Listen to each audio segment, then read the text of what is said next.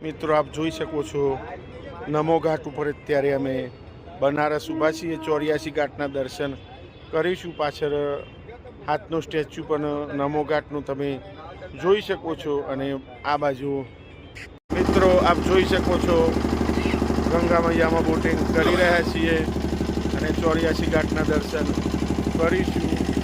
મા ગંગાનો નજારો પણ તમે ગંગા મૈયાનું પાણી પણ તમે જોઈ શકો છો। આપ મારી સાથે દર્શન કરો।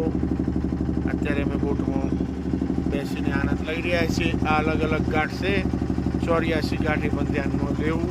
મિત્રો આ જોઈ શકો છો અમુક ઘાટ તો હજારો વર્ષ જૂના હોય એવું લાગી રહ્યું છે।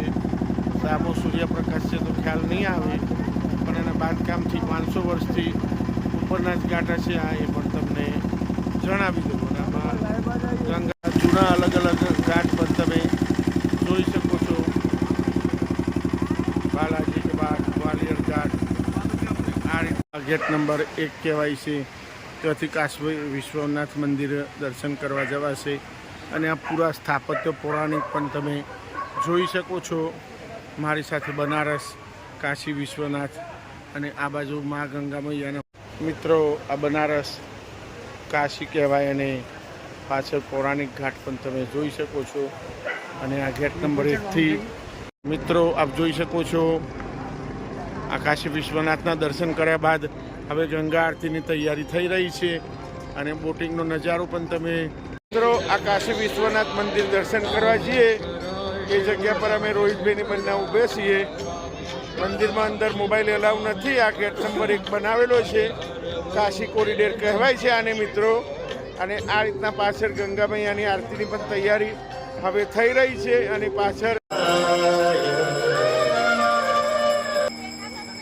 नमामि गंगे हरनाग विभुत बंदिनी जय जहन्मालिका।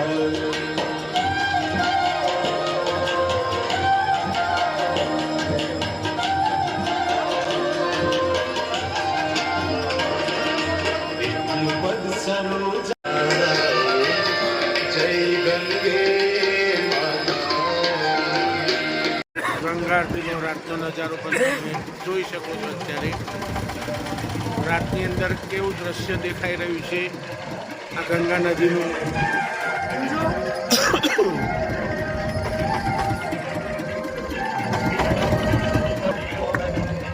આપ અત્યારે જોઈ શકો છો રાતનો નજારો ગંગા આરતીનો। હિતેશ પટેલ હાથી અને પાણી પણ રાત્રે જોઈ શકો છો તમે।